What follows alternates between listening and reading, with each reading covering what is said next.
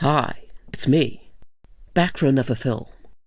Today, we're going to be reviewing Star Wars, Episode 6, The Return of the Jedi, which came out in 1983, when I still felt alive.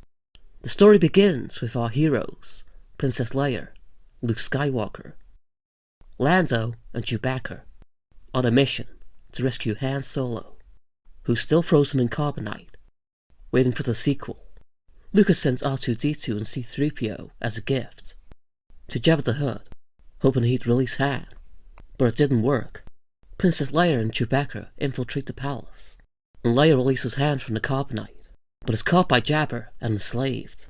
Luke arrives to help, but is dropped through a well-placed trap door, to be killed by a Rancor, but Luke kills him instead. Jabba tells them they'll be eaten by the Sarlacc, which looks like only what my doctor could describe. Luke gets a stick from R2-D2, and they all fight aboard Jabba's sail barge.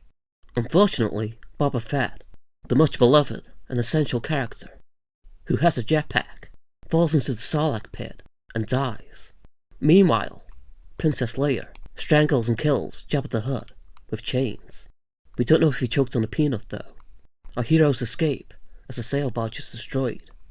Luke returns to Dagobah to finish his Jedi training, where Yoda turns out to be dying, although you'd never think it.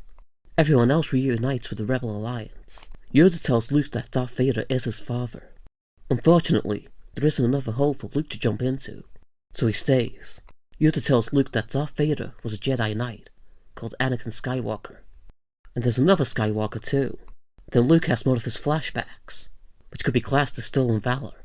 Obi-Wan's spirit turns up and tells Luke that Leia is his twin sister, which must have been tough on Luke's mom, and that he must fight the man with asthma again to finish his training. They meet with HR, then he can defeat the Empire. The rebels learn that the Empire is constructing another secret giant ball, so they can finally revive the Zisco era. The station is protected by an energy shield, located on a forest moon, called Endor. So Han, Luke, Leia, and Chewbacca go there.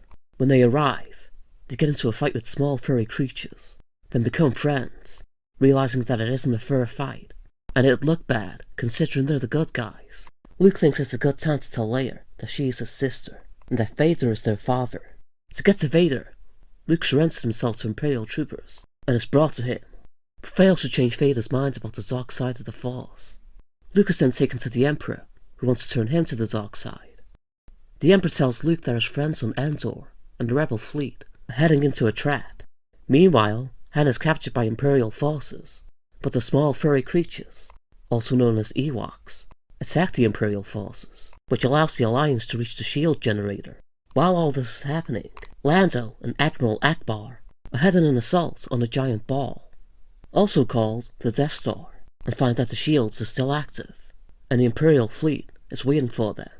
Admiral Akbar reminds us why he shouldn't have got that promotion.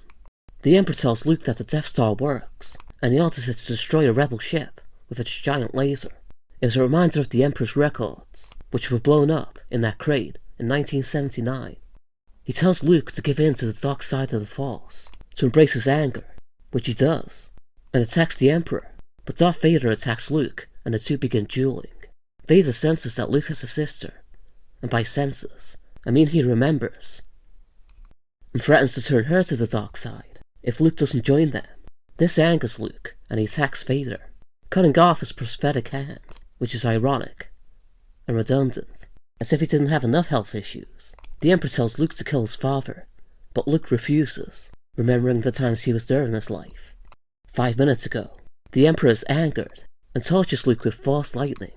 Vader, who's either a great father or likes abusing elders, throws the Emperor down the shaft to his death. Vader is wounded badly and asks Luke to take his cool helmet off. Put it back on. They have a beautiful moment, and Vader succumbs to asthma. What a fight he put up. The rebels destroy a shield generator. Then Lando leads a team of fighter ships to the Death Star's core. The rebels attack and defeat the Imperial command ship, and Lando and Wedge Antilles destroy the Death Star's main reactor, escaping before the station explodes, ending Disco once and for all. Luke cremates Darth Vader's body, which then flies into Luke and gives him an asthma attack. He then reunites with his friends. They all celebrate victory. Luke sees the spirits of Obi-Wan, Yoda, and Anakin standing there, and decides that's the last drink for tonight. And that's the end. It was a great film. I recommend it. Thanks for watching. I'll see you next time.